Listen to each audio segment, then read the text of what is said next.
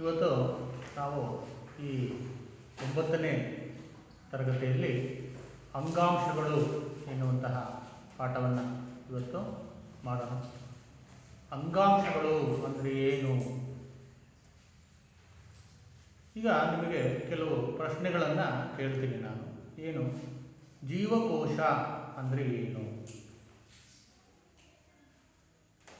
ಜೀವಕೋಶ ಅಂದರೆ ಏನಪ್ಪ ಅಂದರೆ ಒಂದು ಜೀವಿಯ ರಚನೆಯ ಮತ್ತು ಕಾರ್ಯದ ಮೂಲ ಘಟಕವೇ ಜೀವಕೋಶ.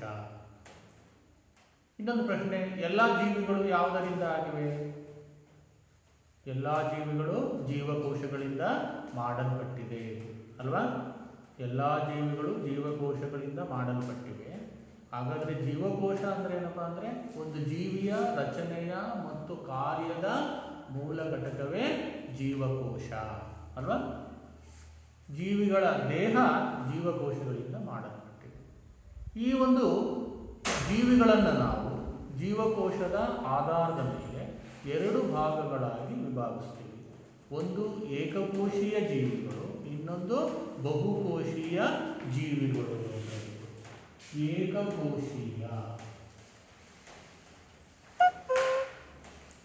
ಏಕಕೋಶೀಯ ಜೀವಿಗಳು, ಇನ್ನೊಂದು ಬಹುಕೋಶೀಯ.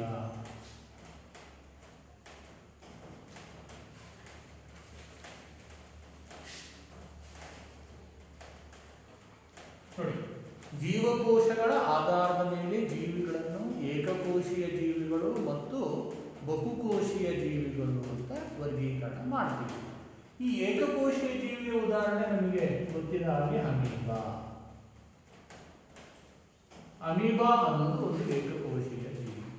ಈ ಅಮೀಬಾವು ಒಂದೇ ಒಂದು ಜೀವಕೋಶವನ್ನು ಹೊಂದಿರುತ್ತೆ. ಆ ಒಂದೇ ಒಂದು ಜೀವಕೋಶ ಎಲ್ಲ ಕಾರ್ಯಗಳನ್ನು ಮಾಡುತ್ತೆ.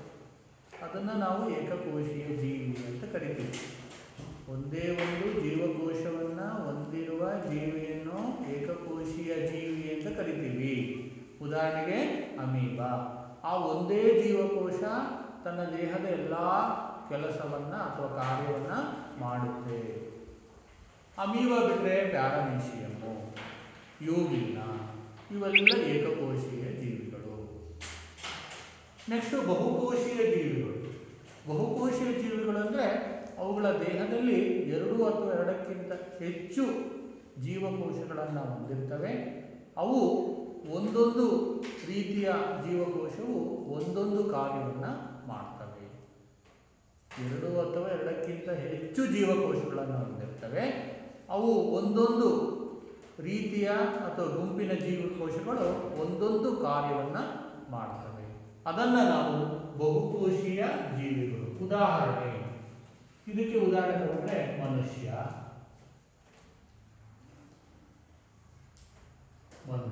ಮಾವಿನ ಮರ,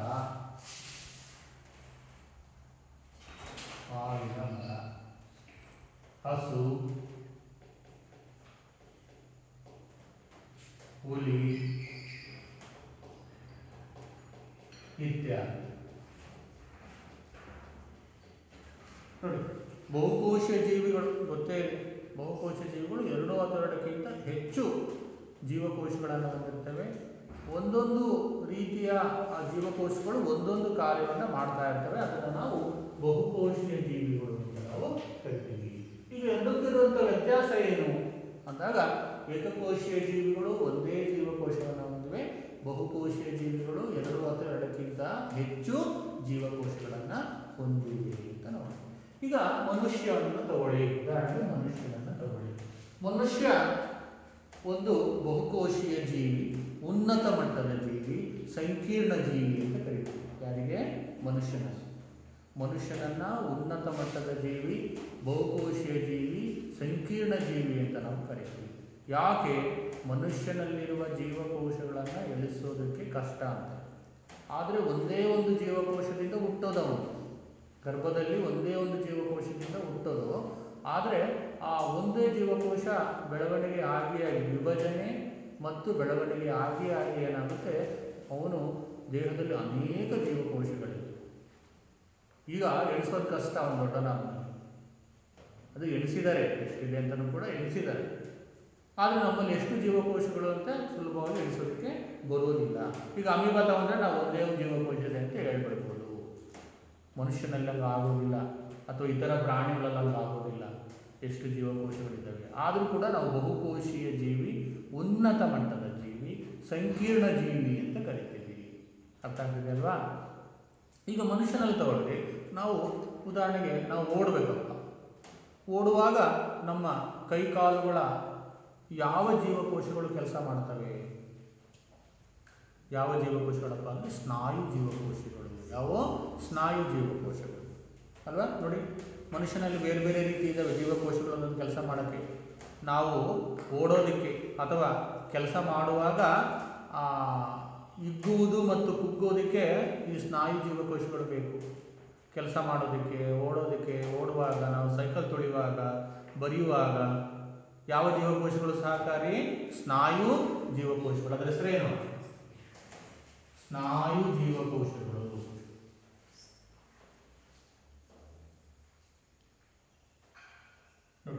ಈ ಸ್ನಾಯು ಜೀವಕೋಶಗಳ ಹಿಗ್ಗುವಿಕೆ ಅಥವಾ ಕುಗ್ಗುವಿಕೆ ಅಥವಾ ಹಿಗ್ಗುವಿಕೆ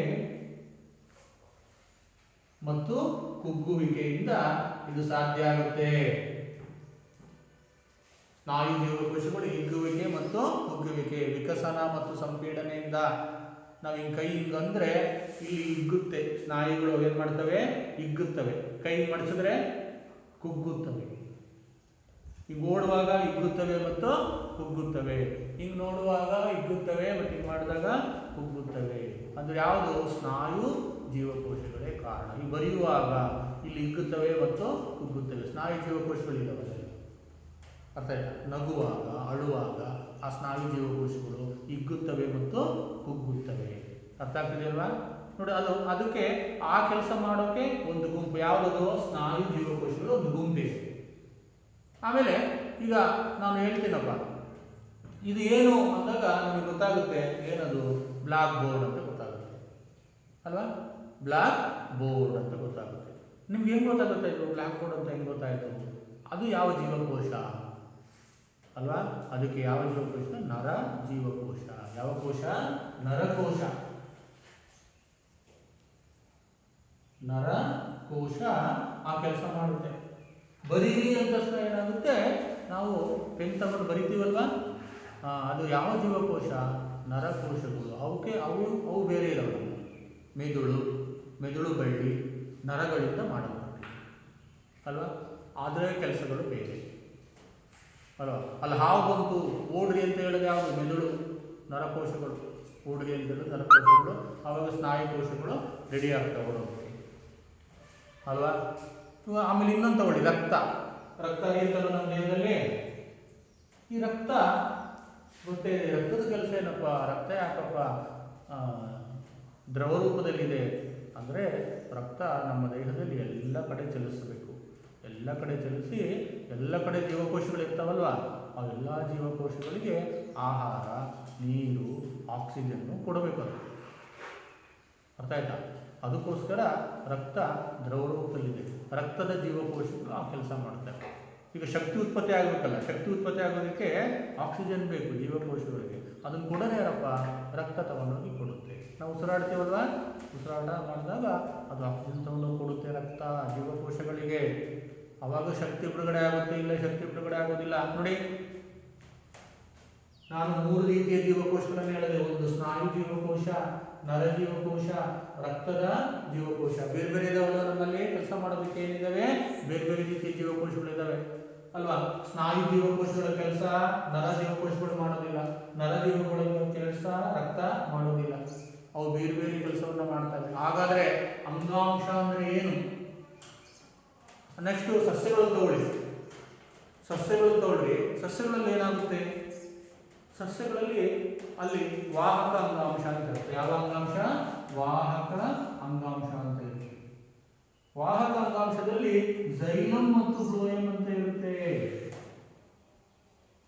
ಝೈಲಮ್ ಮತ್ತು ಫ್ಲೋಯಮ್ ಅಂತ ಇರುತ್ತೆ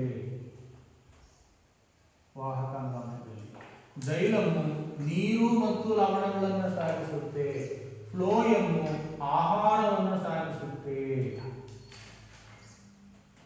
ಎಲ್ಲಿ ಸಸ್ಯಗಳಲ್ಲಿ.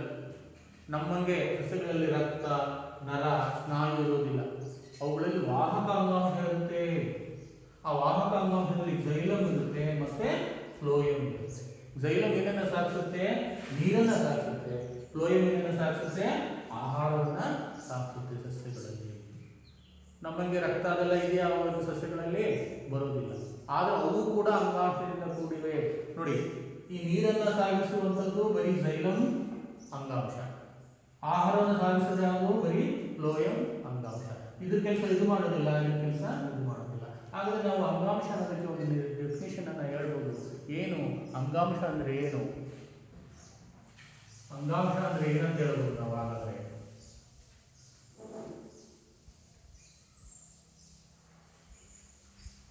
ನೋಡಿ, ಅಂಗಾಂಶ ಅಂದ್ರೆ ಏನಪ್ಪಾ ಅಂದ್ರೆ ಒಂದೇ ರೀತಿಯ ಜೀವಕೋಶಗಳ ಗುಂಪು ಒಂದು ನಿರ್ದಿಷ್ಟ ಕಾರ್ಯವನ್ನ ಮಾಡ್ತವೆ. ಇದನ್ನು ಏನಂತ ಕರೀಬಹುದು? ಅಂಗಾಂಶ ಅಂತ ಕರೀಬಹುದು.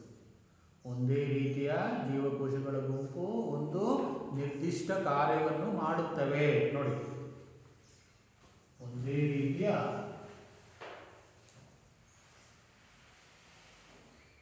ಜೀವಕೋಶಗಳ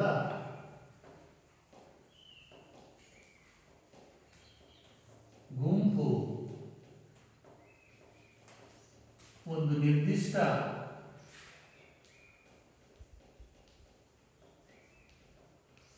ಕಾರ್ಯವನ್ನು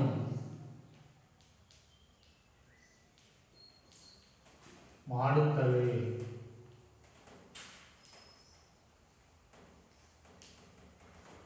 ಈ ಜೀವಕೋಶಗಳ ಗುಂಪಿಗೆ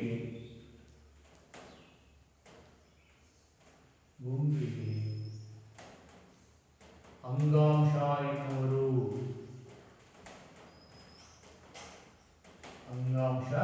ಎನ್ನುವರು.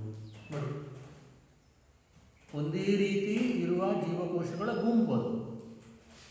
ಅವೆಲ್ಲ ಸೇರಿ ಒಂದು ರೀತಿಯ ಕೆಲಸವನ್ನ ಮಾಡ್ತವೆ.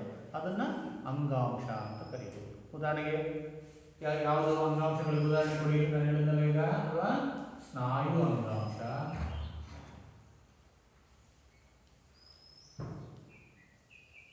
ರಕ್ತ ಅಂಗಾಂಶ,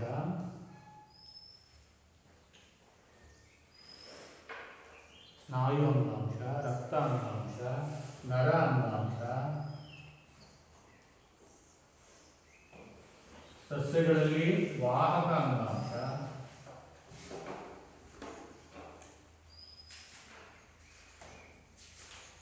ಇತ್ಯಾದಿ. ನೋಡಿ, ನಾನು ಹೇಳಿದ ಉದಾಹರಣೆಗಳನ್ನು ಕೊಟ್ಟೆ. ನಾನು ಸ್ನಾಯು ಅಂಗಾಂಶ, ರಕ್ತ ಅಂಗಾಂಶ, ನರ ಅಂಗಾಂಶ, ಸಸ್ಯಗಳಲ್ಲಿರುವ ವಾಹಕ ಅಂಗಾಂಶ, ಇವು ಅಂಗಾಂಶಗಳಿಗೆ ಉದಾಹರಣೆಗಳು. ಅಂತ ಕರಿತೀವಿ ನಾವು, ಅಂಗಾಂಶಗಳಿಗೆ ಉದಾಹರಣೆಗಳು. ಈಗ ಅಂಗಾಂಶ ಎಂದರೆ ಏನು? ಉದಾಹರಣೆ ಗೊತ್ತಾಯ್ತು ನನಗೆ.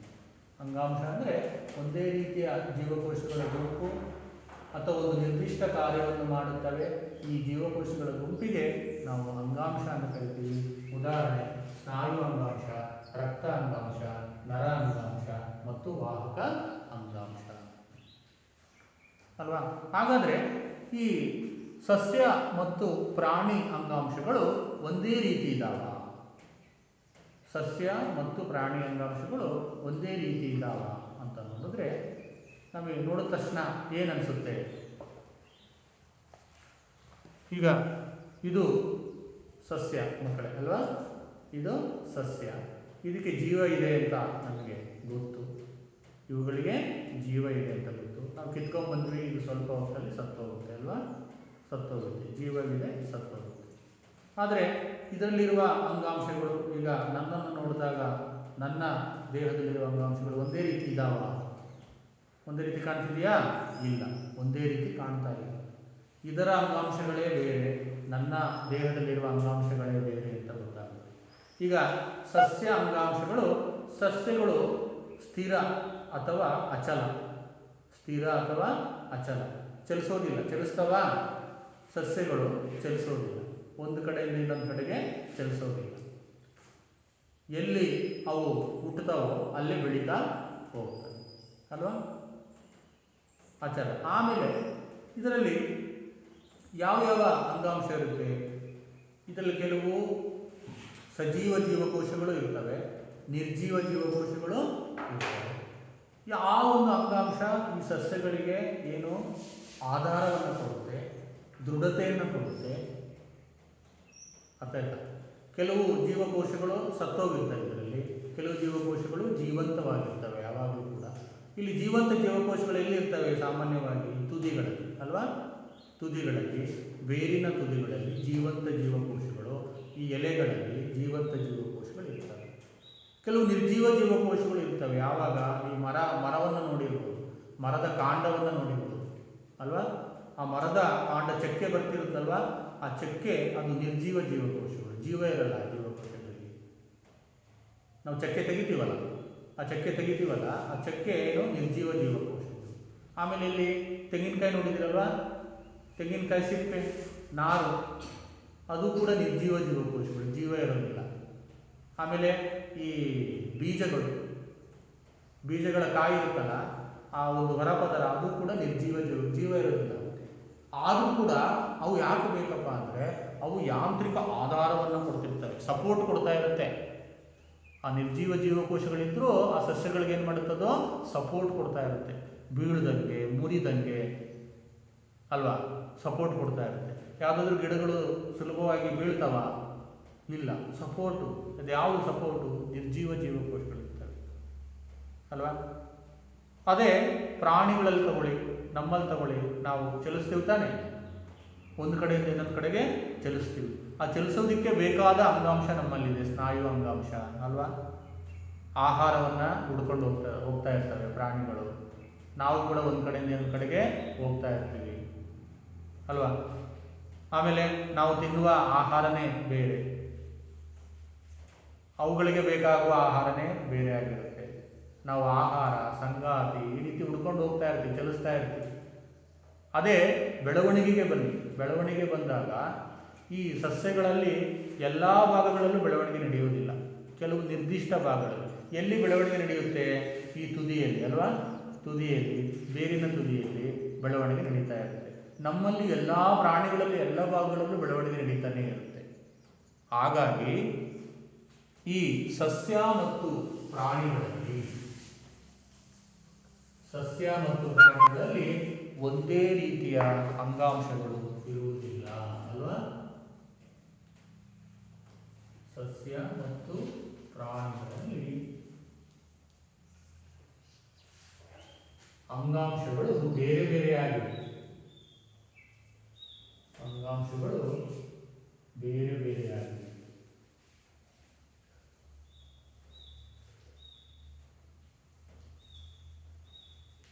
ಸಸ್ಯ ಮತ್ತು ಪ್ರಾಣಿಗಳಲ್ಲಿ ಅಂಗಾಂಶಗಳು ಬೇರೆ ಬೇರೆ ಆಗಿದೆ ಅಲ್ವಾ? ನೋಡಿದ ತಕ್ಷಣ ಗೊತ್ತಾಗುತ್ತಲ್ವಾ? ಅದರಲ್ಲಿರುವ ಅಂಗಾಂಶಗಳೇ ಬೇರೆ, ನಮ್ಮಲ್ಲಿರುವ ಅಂಗಾಂಶಗಳೇ ಬೇರೆ ಅಲ್ವಾ? ನೋಡಿ, ಒಂದೇ ರೀತಿ ಆಗಿರುವುದಿಲ್ಲ ಅಂತ ನಾವು ಕರಿತೀವಿ. ಹಾಗಾದರೆ ಈ ಸಸ್ಯ ಅಂಗಾಂಶಗಳು ಎಲ್ಲ ಕಡೆ ಬೆಳೀತಾ ಇರಲ್ಲ, ನಿರ್ದಿಷ್ಟ ಭಾಗಗಳಲ್ಲಿ ಮಾತ್ರ ಬೆಳೀತಾ ಇರುತ್ತೆ. ಈ ಸಸ್ಯ ಅಂಗಾಂಶಗಳು ಯಾವುವು ನೋಡೋಣ. ಸಸ್ಯ ಅಂಗಾಂಶಗಳು ಯಾವುವು?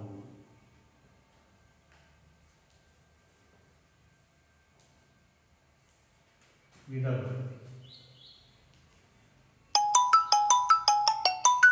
ಒಂದು ಸಸ್ಯ ಅಂಗಾಂಶಗಳು, ಒಂದು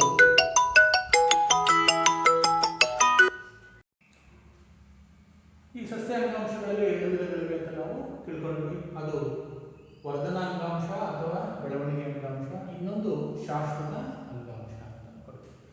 ಇಲ್ಲಿ ಒಂದು ವಿಶೇಷವಾಗಿ ಏನಪ್ಪಾ ಅಂದರೆ ಸಸ್ಯ ಅಂಗಾಂಶಗಳಲ್ಲಿ ಪ್ರಾರಂಭದಲ್ಲಿ ಅವು ಬೆಳವಣಿಗೆ ಅಂಗಾಂಶಗಳಾಗಿರ್ತವೆ ಅಥವಾ ಜೀವಂತ ಅಂಗಾಂಶಗಳಾಗಿರ್ತವೆ.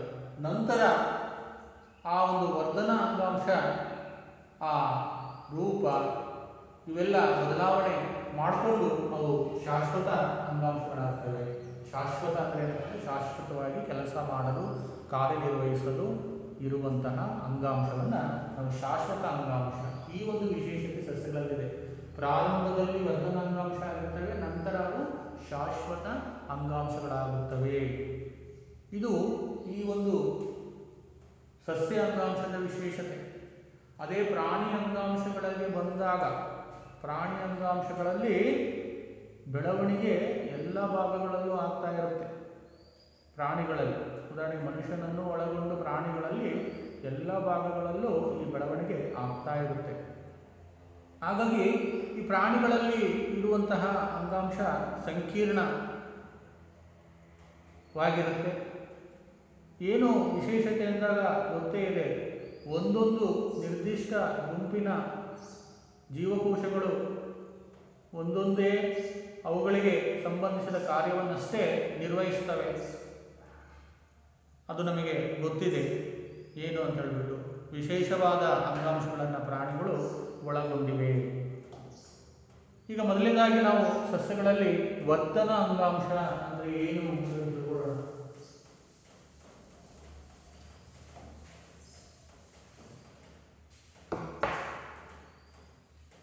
ವರ್ಧನ ಅಂಗಾಂಶ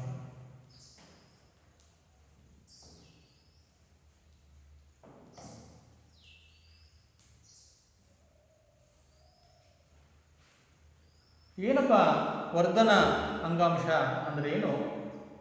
ಸಸ್ಯದ ಬೆಳವಣಿಗೆ ಕೆಲವು ನಿರ್ದಿಷ್ಟ ಭಾಗಗಳಲ್ಲಿ ಆಗ್ತಾ ಇರುತ್ತೆ. ಇವು ಜೀವಂತ ಜೀವಕೋಶಗಳನ್ನು ಹೊಂದಿರ್ತವೆ. ಅದನ್ನು ನಾವು ವರ್ಧನ ಅಂಗಾಂಶ ಅಂತ ನಾವು ಕರಿತೀವಿ. ಸಸ್ಯದ ನಿರ್ದಿಷ್ಟ ಭಾಗಗಳಲ್ಲಿ ಬೆಳವಣಿಗೆ ಆಗ್ತಾ ಇರುತ್ತೆ. ಅವು ಜೀವಂತ ಜೀವಕೋಶಗಳನ್ನು ಹೊಂದಿರ್ತವೆ. ಅದನ್ನು ನಾವು ವರ್ಧನಾಂಗಾಂಶ ಅಂತ ಕರಿತೀವಿ. ವರ್ಧನಾಂಗಾಂಶಗಳಲ್ಲಿ 3 ವಿಧಗಳು. ಅವು ಯಾವುದಪ್ಪ ಅಂದರೆ, ಒಂದು ತುದಿ ವರ್ಧನ ಅಂಗಾಂಶ, ಎರಡನೇದು ಪಾರ್ಶ್ವವರ್ಧನ ಅಂಗಾಂಶ, ಮೂರನೇದು ಅಂತರ ಗೆಣ್ಣು ವರ್ಧನ ಅಂಗಾಂಶ ಅಂತ ಹೇಳ್ಬೋದು.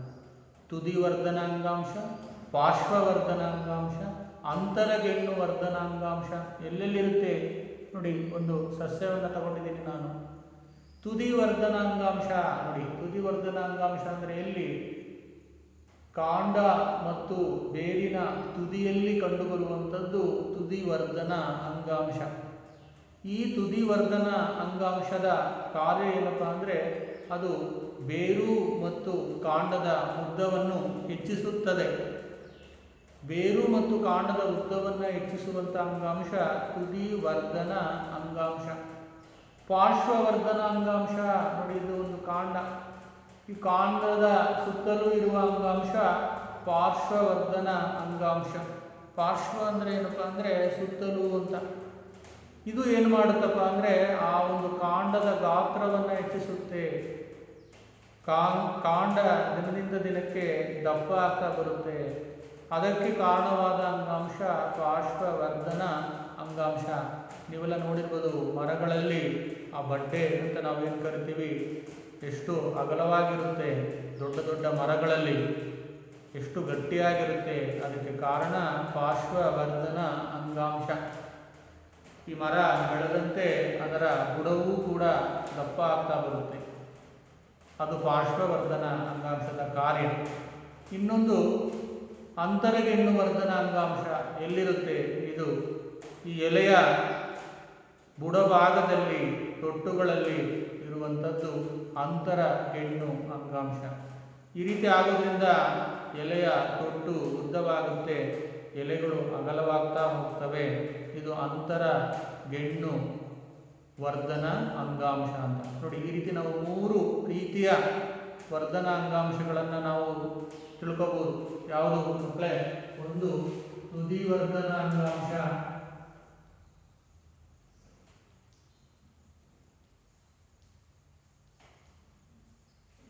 ಎರಡನೇದು ಅಂತರಗೆಣ್ಣು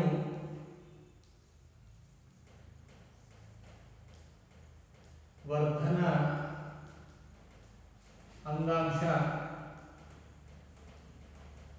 ಮೂರನೇದು ಪಾರ್ಶ್ವ ವರ್ಧನ ಅಂಗಾಂಶ. ಅದು ಎಲ್ಲೆಲ್ಲಿ ಬರುತ್ತೆ ಅಂತ ತಿಳ್ಕೊಂಡು ಮಕ್ಕಳೇ ನೀವು ಅಲ್ವಾ? ತುದಿ ವರ್ಧನ ಅಂಗಾಂಶ ಎಲ್ಲಿ ಬರುವಂಥದ್ದು? ಕಾಂಡ ಮತ್ತು ಬೇರಿನ ತುದಿಗಳಲ್ಲಿ. ತುದಿ ಕಾಂಡ ಮತ್ತು ಬೇರಿನ ತುದಿ. ಬೇರು ಕೂಡ ಬೆಳವಣಿಗೆ ಆಗುತ್ತೆ, ಕಾಂಡವೂ ಬೆಳೀತಾ ಹೋಗುತ್ತೆ. ಅಲ್ಲಿ ಕಂಡುಬರುವಂಥದ್ದು ಈ ಬೇರಿನ ಉದ್ದ ಕಾಂಡದ ಉದ್ದವನ್ನು ಹೆಚ್ಚಿಸುತ್ತೆ. ನೆಕ್ಸ್ಟು ಅಂತರಗೆಣ್ಣು ವರ್ಧನಾಂಗಾಂಶ, ಅದು ಎಲೆಯ ಬುಡಭಾಗದಲ್ಲಿ ತೊಟ್ಟುಗಳಲ್ಲಿ ಕಂಡುಬರುವಂಥದ್ದು. ಪಾರ್ಶ್ವವರ್ಧನಾಂಗಾಂಶ ಅಂದರೆ ಆ ಒಂದು ಸಸ್ಯದ ಸುತ್ತಲೂ, ಆ ಒಂದು ಕಾಂಡದ ಸುತ್ತಲೂ ಕಂಡುಬರುವಂಥ ಅಂಗಾಂಶ ಪಾರ್ಶ್ವವರ್ಧನ ಅಂಗಾಂಶ. ಈ ರೀತಿ 3 ರೀತಿಯ ವರ್ಧನ ಅಂಗಾಂಶಗಳು ಕಂಡುಬರುತ್ತವೆ. ಈ 3 ರೀತಿಯ ವರ್ಧನ ಅಂಗಾಂಶಗಳು ಅವುಗಳದೇ ಆದ ಕಾರ್ಯವನ್ನು ಮಾಡ್ತವೆ. ಸಾಮಾನ್ಯವಾಗಿ ಇದು ಬೆಳವಣಿಗೆ ಅಂಗಾಂಶ. ಕಾಂಡ ಉದ್ದವಾಗುತ್ತೆ, ಬೇರು ಉದ್ದವಾಗುತ್ತೆ, ಕಾಂಡ ದಪ್ಪ ಆಗ್ತಾ ಬರುತ್ತೆ, ಎಲೆಗಳು ದೊಡ್ಡದಾಗ್ತವೆ ಅಲ್ವಾ, ದೊಡ್ಡ ಸಸ್ಯವಾಗ್ತಾ ಹೋಗುತ್ತೆ. ಇದು ವರ್ಧನ ಅಂಗಾಂಶದ ವಿಶೇಷತೆ. ನಂತರ ಇಲ್ಲಿ ವರ್ಧನ ಅಂಗಾಂಶ ಕೋಶ ವಿಭಜನೆ ನಿಲ್ಲಿಸಿಬಿಟ್ಟು ಶಾಶ್ವತ ಅಂಗಾಂಶಗಳಾಗ್ತವೆ. ಅವು ಶಾಶ್ವತವಾಗಿ ಆ ಗಿಡ ಅಥವಾ ಮರ ಅಥವಾ ಸಸ್ಯ ಇರೋವರೆಗೂ ಅವು ಶಾಶ್ವತವಾಗಿ ಕೆಲಸಗಳನ್ನು ಮಾಡ್ತಾ ಇರ್ತವೆ. ಇದು ವರ್ಧನ ಅಂಗಾಂಶದ ಒಂದು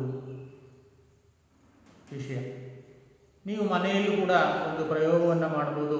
ಏನು ಆ ಚಟುವಟಿಕೆ ಅಂದರೆ ನೀವೆಲ್ಲರೂ ಮಾಡ್ಬೋದು ಮಕ್ಕಳೇ. ಮನೆಯಲ್ಲಿ ಏನು ಮಾಡಬೇಕು, 2 ಬೀಕರ್ಗಳನ್ನು ತಗೋಬೇಕು, ಅಥವಾ 2 ಗಾಜಿನ ಜಾಡಿಗಳನ್ನು ತಗೊಳ್ಳೋದು. 2 ಗಾಜಿನ ಜಾಡಿ, ಇದಕ್ಕೆ ನೀರು ತುಂಬಿಸೋದು. 2ಕ್ಕೂ ಕೂಡ ನೀರು ತುಂಬಿಸಬೇಕು. ಆಮೇಲೆ ಇದಕ್ಕೆ ಒಂದೊಂದು ಈರುಳ್ಳಿಯನ್ನು ಇರಬೇಕು. ಅವು ಬೇರುಗಳು ಈ ರೀತಿ ಇರಬೇಕು.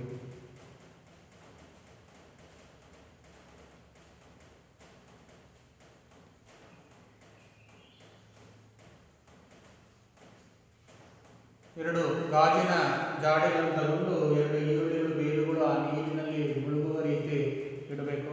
ನಂತರ 2 ರಿಂದ 3 ದಿನಗಳವರೆಗೆ ಹಾಗೆ ಬಿಡಬೇಕು. ನಂತರ ಇದನ್ನು ನಾವು ತೆಗೆದು ಹಾಗೆ ಅಬ್ಸರ್ವ್ ಮಾಡಬಹುದು. ಏನಾಗಿರುತ್ತೆ ಅಂದಾಗ ಆ ಈರುಳ್ಳಿಯ ಬೇರುಗಳು ಉದ್ದವಾಗಿರ್ತವೆ, ನೀರಿನ ಕಡೆಗೆ ಬೆಳೆಯುತ್ತಾ ಇರ್ತವೆ. ಆ ಈರುಳ್ಳಿಯ ಬೇರುಗಳು ಉದ್ದವಾಗಿರ್ತವೆ, ನೀರಿನ ಕಡೆಗೆ ಬೆಳೀತಾ ಇರ್ತವೆ. ಆಮೇಲೆ ಏನು ಮಾಡಿ, ಒಂದು ಜಾಡಿಯ ಈರುಳ್ಳಿ ತೆಗೆದು ಆ ಬೇರನ್ನು ಕಟ್ ಮಾಡಿ ಮತ್ತೆ ಇಡಿ. ಆವಾಗ ನೋಡಿ, ಮತ್ತೆ ಇಟ್ಟಾಗ ಮತ್ತೆ 2 ಅಥವಾ 3 ದಿನ ಬಿಟ್ಟು ನೋಡಿ, ಮತ್ತೆ ಬೆಳೆಯುತ್ತೋ ಇಲ್ವೋ ನೋಡಿ. ಈ ರೀತಿ ನಾವು 2 ರಿಂದ 5 ದಿನದವರೆಗೆ ಅಬ್ಸರ್ವ್ ಮಾಡ್ತಾ ಹೋದರೆ ಆ ಒಂದು ಬೇರಿನ ಉದ್ದ ಹೆಚ್ಚುತ್ತಾ ಹೋಗುತ್ತೆ. ಈ ಬೇರಿನಲ್ಲಿ ಏನಿದೆ ಹಾಗಾದ್ರೆ ಅಂದಾಗ ವರ್ಧನ ಅಂಗಾಂಶವಿದೆ.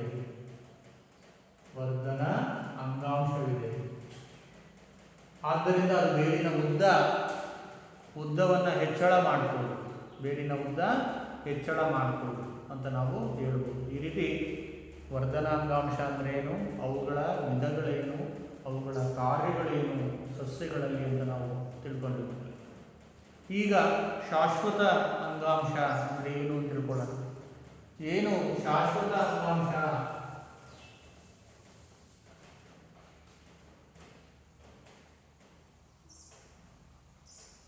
ಶಾಶ್ವತ ಅಂದ್ರೆ ಹೇಳುತ್ತೆ ಪರ್ಮನೆಂಟ್ ಟಿಶ್ಯೂ, ಪರ್ಮನೆಂಟ್ ಆಗಿರೋದಕ್ಕೆ ಶಾಶ್ವತ ಅಂಗಾಂಶ ಅಥವಾ ಪರ್ಮನೆಂಟ್ ಟಿಶ್ಯೂ ಅಂತ ಕರಿತೀವಿ ನಾವು. ಏನು ಶಾಶ್ವತ ಅಂಗಾಂಶ ಅಂದ್ರೆ ಏನಪ್ಪ ಅಂದರೆ, ವರ್ಧನ ಅಂಗಾಂಶವು ಅಥವಾ ಬೆಳವಣಿಗೆಯ ಅಂಗಾಂಶವು ರೂಪ, ಗಾತ್ರ ಮತ್ತು ನಿರ್ದಿಷ್ಟ ಕಾರ್ಯವನ್ನು ಮಾಡೋದಕ್ಕೆ ಏನು ಮಾಡುತ್ತೆ, ಅದು ಕೆಲವು ಬದಲಾವಣೆಗಳನ್ನು ಮಾಡಿಕೊಳ್ಳುತ್ತೆ. ಆ ಕೆಲಸ ಮಾಡುವ ಸಾಮರ್ಥ್ಯವನ್ನು ಗಳಿಸ್ಕೊಳ್ತವೆ. ಅದನ್ನು ನಾವು ವಿಭೇದೀಕರಣ ಅಂತ ಕರಿತೀವಿ. ಈ ವಿಭೇದೀಕರಣದಿಂದ ಶಾಶ್ವತ ಅಂಗಾಂಶ ಉಂಟಾಗುತ್ತೆ. ನೋಡಿ, ರೂಪ, ಗಾತ್ರ ಮತ್ತು ನಿರ್ದಿಷ್ಟ ಕಾರ್ಯ ಮಾಡಲು ಕೆಲವು ಗುಣಗಳನ್ನು ಅದು ಬದಲಾವಣೆ ಮಾಡಿಕೊಳ್ಳುತ್ತೆ, ಬೆಳೆಸ್ಕೊಳ್ಳುತ್ತೆ ಸಾಮರ್ಥ್ಯವನ್ನು. ಈ ಕ್ರಿಯೆಯನ್ನು ನಾವು ವಿಭೇದೀಕರಣ ಅಂತ ಕರಿತೀವಿ. ವಿಭೇದೀಕರಣ ಅಂತ ಕರಿತೀವಿ. ಈ ವಿಭೇದೀಕರಣದಿಂದ ಶಾಶ್ವತ ಅಂಗಾಂಶವಾಗುತ್ತದೆ. ವಿಭೇದೀಕರಣದಿಂದ ಶಾಶ್ವತ ಅಂಗಾಂಶವಾಗುತ್ತದೆ. ಹೆಸರೇ ಹೇಳುವಂತೆ ಇಟ್ ಇಸ್ ಪರ್ಮನೆಂಟ್. ಒಂದು ಸಾರಿ ಪರ್ಮನೆಂಟ್ ಆದರೆ ಅದು ಆ ಒಂದು ಗಿಡ ಸಸ್ಯ ಇರೋವರೆಗೂ ಅದು ಕೆಲಸವನ್ನು ನಿರ್ವಹಿಸ್ತಾ ಇರುತ್ತೆ. ಆದ್ದರಿಂದ ಅದನ್ನು ಶಾಶ್ವತ ಅಂಗಾಂಶ ಅಥವಾ ಪರ್ಮನೆಂಟ್ ಟಿಶ್ಯೂ ಅಂತ ಹೇಳ್ಬಿಟ್ಟು ಕರಿತೀವಿ.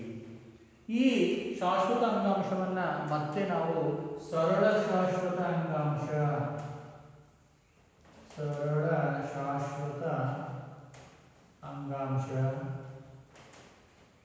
ಮತ್ತು ಸಂಕೀರ್ಣ ಶಾಶ್ವತ ಅಂಗಾಂಶ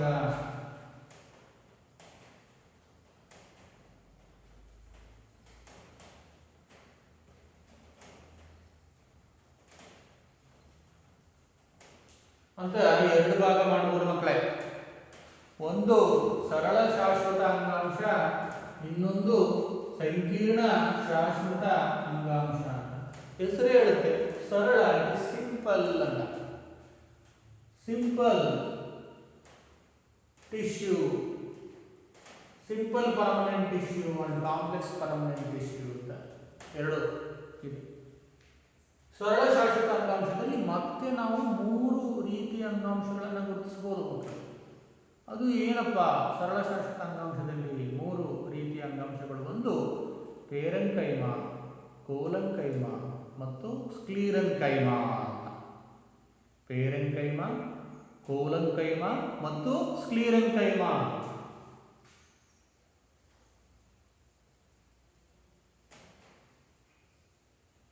ಪೇರೆನ್ಕೈಮ, ಕೋಲಂಕೈಮ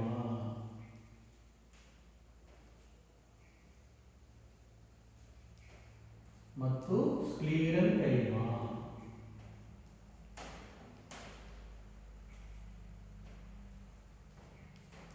ನೋಡಿ, ಸರಳ ಶಾಶ್ವತ ಅಂಗಾಂಶವನ್ನ ಮತ್ತೆ ನಾವು ಮೂರು ಭಾಗಗಳನ್ನಾಗಿ ಮಾಡಬಹುದು. ಅದು ಪೇರೆನ್ಕೈಮ, ಕೋಲಂಕೈಮ ಮತ್ತು ಸ್ಕ್ಲೀರೆನ್ಕೈಮ ಅಂಗಾಂಶ ಅಂತ ಹೇಳ್ಬಿಟ್ಟು.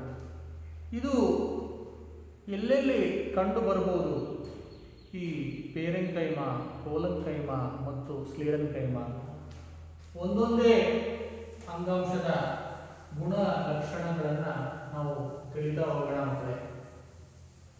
ಅದರಲ್ಲಿ ಮೊದಲನೆಯದು ಪೇರೆನ್ಕೈಮ ಅಂಗಾಂಶ.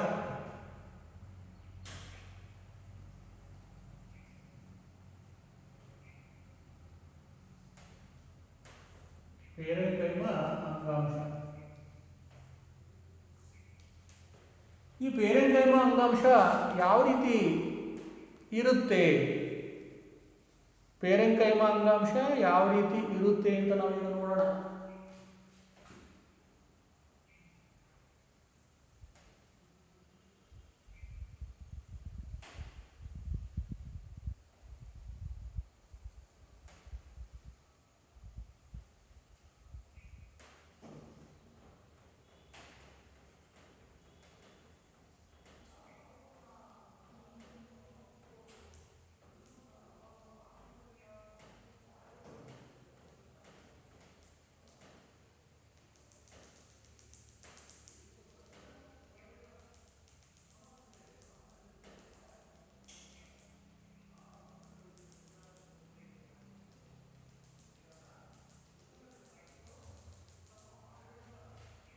ನೋಡಿ, ಇದು ಪೇರೆನ್ಕೈಮ ಅಂಗಾಂಶದ ಜೀವಕೋಶಗಳು ಈ ರೀತಿ ಇರ್ತವೆ ಮಕ್ಕಳೇ.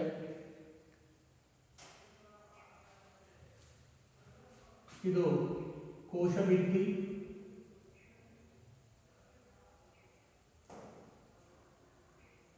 ಕೋಶದ್ರವ್ಯ,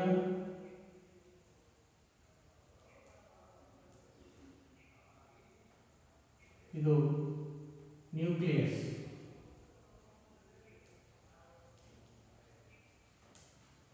ಈ ರೀತಿ ನಾವು ಸುಲಭವಾಗಿ ಅದನ್ನ ಭಾಗಗಳನ್ನು ಗುರುತಿಸಬಹುದು. ನ್ಯೂಕ್ಲಿಯಸ್ ಇರುತ್ತೆ, ಕೋಶಭಿತ್ತಿ ಇರುತ್ತೆ, ಕೋಶದ್ರವ್ಯ ಇರುತ್ತೆ ಅಂತ.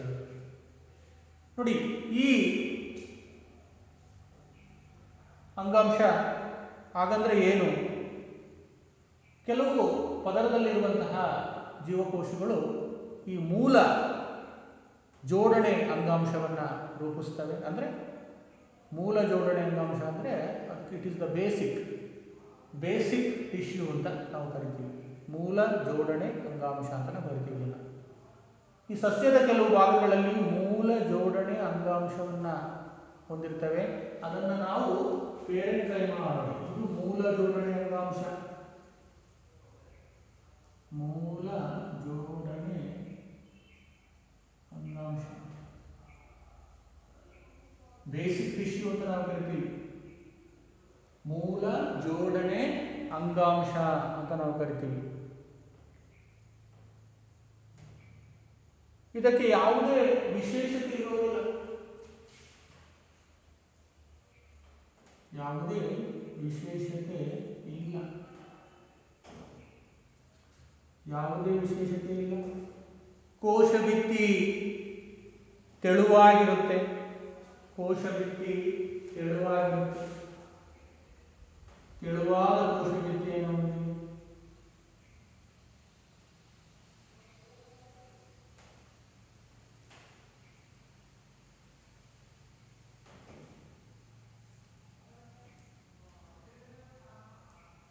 ತೆಳುವಾದ ಕೋಶ ಭಿತ್ತಿಯನ್ನು ಹೊಂದಿದೆ.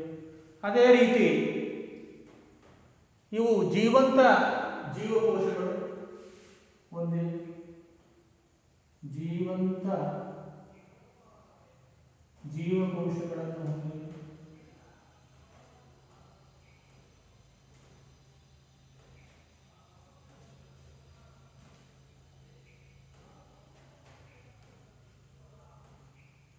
ಇವು ಜೀವಂತ ಜೀವಕೋಶಗಳನ್ನು ಹೊಂದಿವೆ. ಸಡಿಲವಾದ ಜೋಡಣೆಯನ್ನು ಹೊಂದಿವೆ.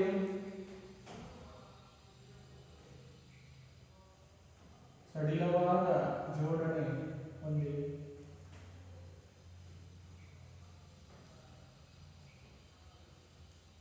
ಕೋಶಗಳ ನಡುವೆ ಖಾಲಿ ಅವಕಾಶಗಳು ಕಂಡುಬರ್ತವೆ.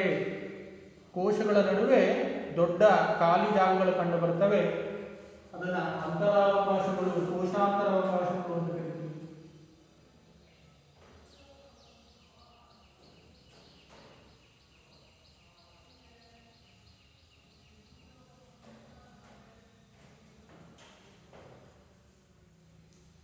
ಕೋಶಾಂತರ ಅವಕಾಶಗಳು ಕಂಡುಬರುತ್ತವೆ.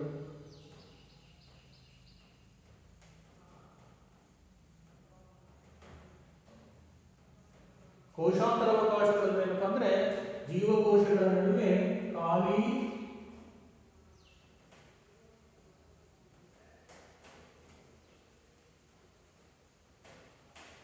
ಖಾಲಿ ಜಾಗಗಳು.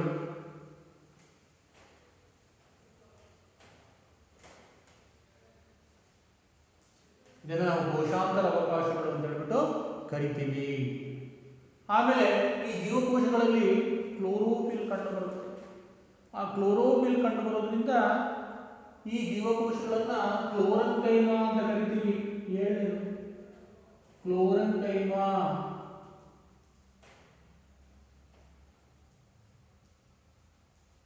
ಕ್ಲೋರೆನ್ಕೈಮಾ ಅಂತ ಕರಿತೀವಿ. ಈ ಒಂದು ಗುಂಪಿನ ಜೀವಕೋಶಗಳು ಕ್ಲೋರೆನ್ಕೈಮಾ. ಯಾಕಂದ್ರೆ ಕ್ಲೋರೋಫಿಲ್ ಹೊಂದಿವೆ.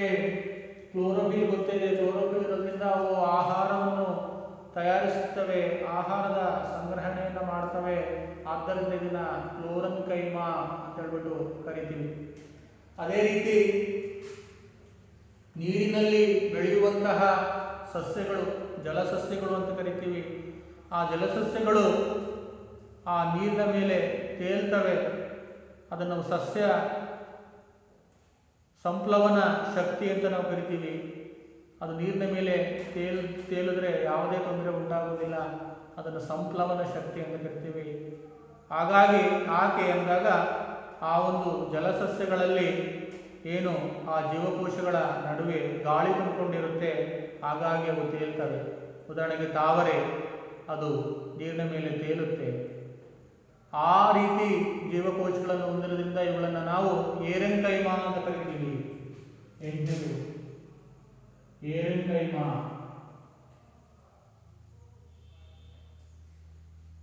ನೋಡಿ, ಯಾಕಪ್ಪ ಅಂದ್ರೆ ಗಾಳಿ ತುಂಬಿಕೊಂಡಿರುತ್ತೆ, ಜೀವಕೋಶಗಳಲ್ಲಿ ಗಾಳಿ ತುಂಬಿಕೊಂಡಿರುತ್ತೆ. ಅದಕ್ಕೋಸ್ಕರ ಇದನ್ನು ಏರೆಂಕೈಮ ಅಂತ ಕರಿತೀವಿ. ಈ ಏರೆಂಕೈಮ ಇರೋದ್ರಿಂದ ಜಲಸಸ್ಯಗಳು ನೀರಿನ ಮೇಲೆ ತೇಲ್ತವೆ. ಅದನ್ನು ನಾವು ಬಾಯನ್ಸಿ, ಇಂಗ್ಲಿಷ್ನಲ್ಲಿ ಬಾಯನ್ಸಿ ಅಂತ ಕರಿತೀವಿ. ಸಂಪ್ಲವನ ಶಕ್ತಿ ಅಂತ ಹೇಳ್ಬಿಟ್ಟು ಕರಿತೀವಿ. ಅದನ್ನು ನಾವು ಏರೆಂಕೈಮ ಅಂತ ಕರಿತೀವಿ. ಹಾಗಾದರೆ ಈ ಪೇರೆಂಕೈಮ ಅಂಗಾಂಶದ ಕಾರ್ಯಗಳೇನು ಅಂತ ನಾವು ನೋಡಿದಾಗ, ಈ ಪೇರೆಂಕೈಮ ಅಂಗಾಂಶವು ಆಹಾರವನ್ನು ಸಂಗ್ರಹಿಸುತ್ತದೆ, ಆಹಾರವನ್ನು ಉತ್ಪತ್ತಿ ಮಾಡುತ್ತದೆ, ಉತ್ಪತ್ತಿ ಮಾಡಿ ಆಹಾರವನ್ನು ಸಂಗ್ರಹಿಸುತ್ತದೆ. ಎಲ್ಲಿ? ಎಲೆ ಮತ್ತು ಬೇರುಗಳಲ್ಲಿ ಆಹಾರವನ್ನು ಸಂಗ್ರಹಿಸುತ್ತದೆ. ಕೋರೆಂಕೈಮ ಆಗಿರೋದ್ರಿಂದ, ಕ್ಲೋರೋಫಿಲ್ ಇರೋದ್ರಿಂದ ಆಹಾರವನ್ನು ಉತ್ಪತ್ತಿ ಮಾಡುತ್ತದೆ ಮತ್ತು ಆಹಾರದ ಸಂಗ್ರಹಣೆಯನ್ನು ಮಾಡುತ್ತದೆ. ಏರೆಂಕೈಮ ಇರೋದ್ರಿಂದ ಜಲ ಸಸ್ಯಗಳಲ್ಲಿ ಸಂಪ್ಲವನ ಶಕ್ತಿ ಉಂಟಾಗುತ್ತದೆ. ಇದರಿಂದ ಸಸ್ಯಗಳಿಗೆ ಏನು ತೊಂದರೆ ಆಗುವುದಿಲ್ಲ.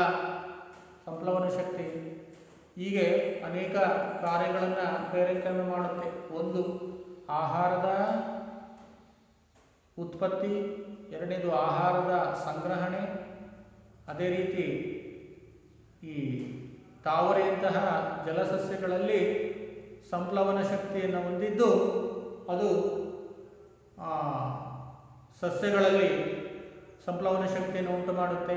ಅವು ತೇಲಲು ಕಾರಣವಾಗ್ತವೆ ಸಸ್ಯಗಳಲ್ಲಿ ಮಕ್ಕಳೇ. ಇದು ಈ ಪೇರೆಂಕೈಮ ಅಂಗಾಂಶದ ಏನು ಗುಣಲಕ್ಷಣ ಮತ್ತು ಕಾರ್ಯಗಳು. ಈಗ ಮಕ್ಕಳೇ ನಾವು ಇಲ್ಲಿವರೆಗೂ ತಿಳ್ಕೊಂಡ್ವಿ. ಈಗ ಪುನರ್ಮನನ ಮಾಡೋಣ.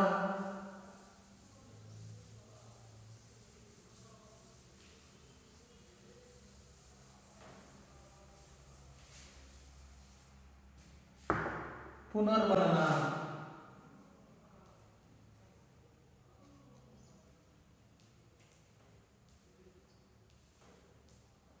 ಹೇಳಿ ಮಕ್ಕಳೇ.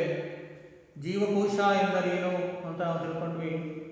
ಜೀವಕೋಶ ಅಂದರೆ ಒಂದು ಜೀವಿಯ ರಚನೆ ಮತ್ತು ಕಾರ್ಯಾತ್ಮಕ ಮೂಲ ಘಟಕವನ್ನು ಜೀವಕೋಶ ಅಂತ ಕರೆದ್ವಿ.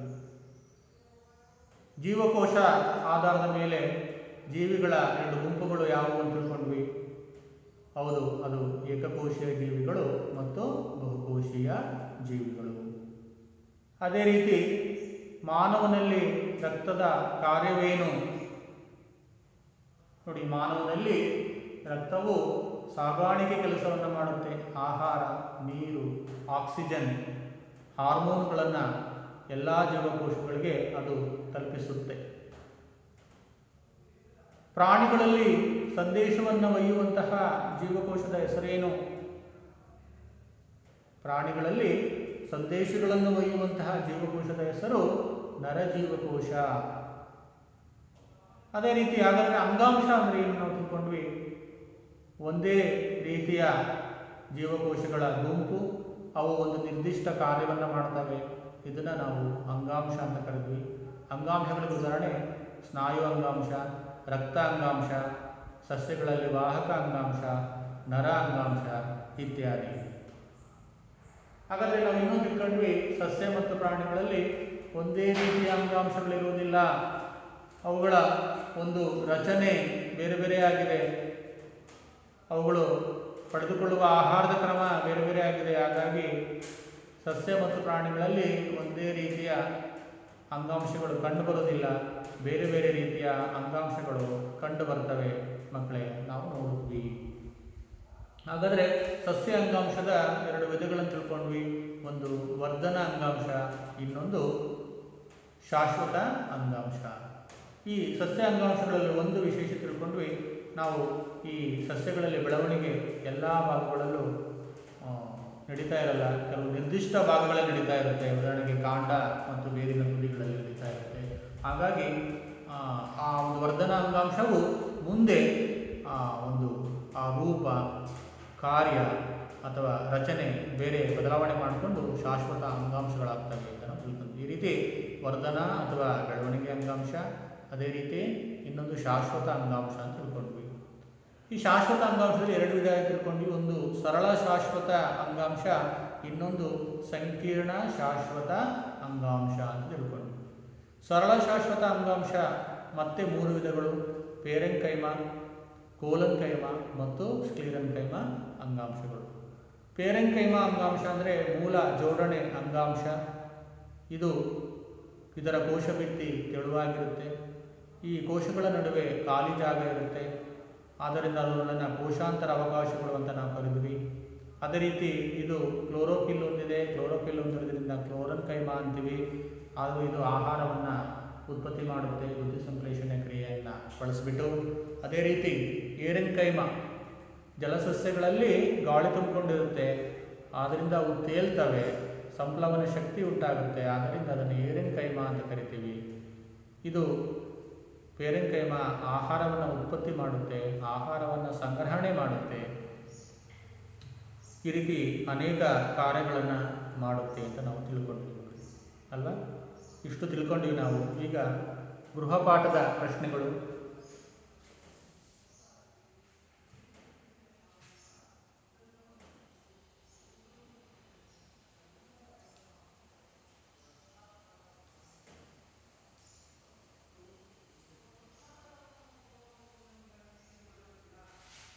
ಒಂದೇನು, ಜಲಸಸ್ಯಗಳು ತೇಲಲು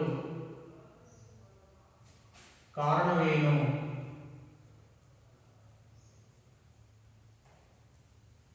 ಜಲಸಸ್ಯಗಳು ತೇಲಲು ಕಾರಣವೇನು? ಎರಡನೇ,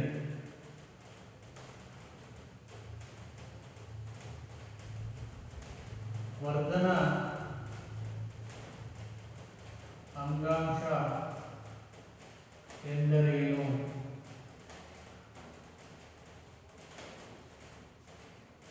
ಮೂರನೇದು,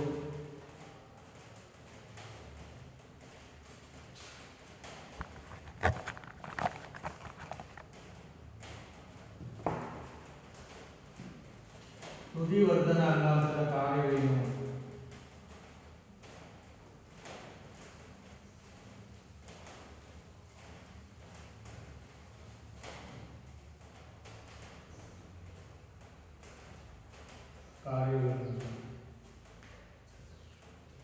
ನಾಲ್ಕನೇದು,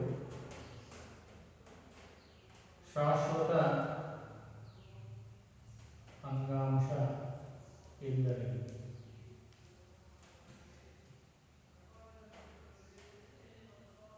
ಶಾಶ್ವತ ಅಂಗಾಂಶ ಎಂದರೇನು? ಇವು ಮನೆಗೆಲಸದ ಪ್ರಶ್ನೆಗಳು ಮಕ್ಕಳೇ. ಈ ಪ್ರಶ್ನೆಗಳಿಗೆ ಉತ್ತರಗಳನ್ನು ಬರ್ಕೊಂಡು ಬನ್ನಿ ಅಂತ ಇಷ್ಟು ನಾವು ಇವತ್ತು ತಿಳ್ಕೊಂಡ್ವಿ. ಉಳಿದ ವಿಷಯಗಳನ್ನು ಮುಂದಿನ ತರಗತಿಯಲ್ಲಿ ತಿಳ್ಕೊಳ್ಳೋಣ.